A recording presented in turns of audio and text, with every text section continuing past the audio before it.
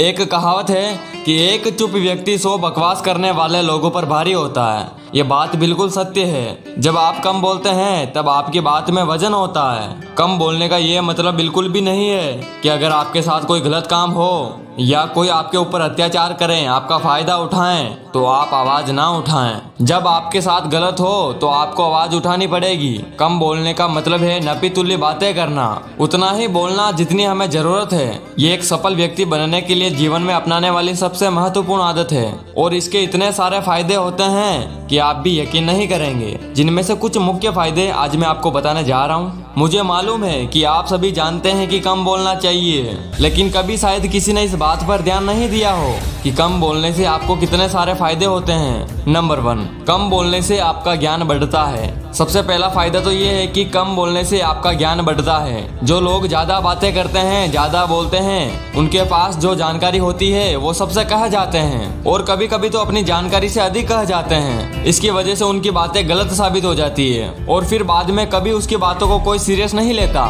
मतलब उनकी बातों का वजन खत्म हो जाता है। लोग समझ जाते हैं कि ये तो बातूनी स्वभाव का इंसान है, इसको आदत है बोलने की और ये कुछ भी बोलता रहता है। जबकि जो लोग सुनने में दिलचस्पी रखते हैं वो सभी की बातों को ध्यान से सुनते हैं और इसी कारण उनको किसी न किसी से सीखने का मौका जरूर मिलता है। तो सुनने वाला बनने से आपको 2 बातों का फायदा होता है। पहला तो आपको एक नई जानकारी मिलती है और दूसरा कम बोलने की वजह से आपकी बात की वैल्यू बढ़ती है। नंबर 2, कम बोलने से आपको पछतावा नहीं रहता।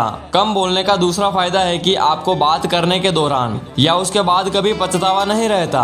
आपने महसूस किया होगा कि जब भी आप किसी से बात करते हैं, खुलकर अपने बारे में कुछ बता जाते हैं तो बाद में आपको पछतावा होता है। आपको बाद में ध्यान आता है कि आपको ये सारी बातें सामने वाले व्यक्ति को नहीं बतानी चाहिए थी और ये गलती उनसे हो जाती है। जो लोग ज्यादा बातें करते हैं, ज्यादा बोलते हैं, उन्हें पता ही नहीं चलता कि कब वो क्या बोल जाते हैं और बातों बातों में वो अपनी निजी जिंदगी के बारे में दूसरों को बता जाते हैं। एक सफल व्यक्ति के निजी जिंदगी में क्या चल रहा है, भविष्य को लेकर उनके क्या प्लान्स हैं, वो कैसे कैसे अपनी सफलता की तरफ बढ़ रहा है, ये सभी चीजों को इंसान को सीक्रेट रखना चाहिए। और अगर आपका स्वभाव कम बोलने वाला है तभी आप इन सभी चीजों को लोगों से छिपा कर रख पाएंगे। नंबर 3, कम बोलने से लोग आपको गंभीरता से लेंगे। याद रखिए, अपने कामों का ढिंडोरा पीटने वाले जिंदगी में कभी सफल नहीं होते और ना ही उनको गंभीरता से लिया जाता है। और यही है तीसरा फायदा कम बोलने का कि आप अगर कम बोलेंगे तो लोग आपको गंभीरता से लेंगे, मतलब आपकी बातों का महत्व देंगे। कभी कभी ज्यादा चुप रहने की वजह से हो सकता है कि लोग आपको घमंडी समझे, लेकिन जो लोग आपके करीबी होंगे या वाकई आपको समझ जाएंगे, उनकी गलतफहमी जल्द दूर हो जाएगी। वो समझ जाएंगे कि आप एक ऐसे इंसान हैं जो जरूरत के समय ही बोलते हैं। लोग आपकी बातों को गंभीरता से लेंगे और ध्यान से सुनेंगे।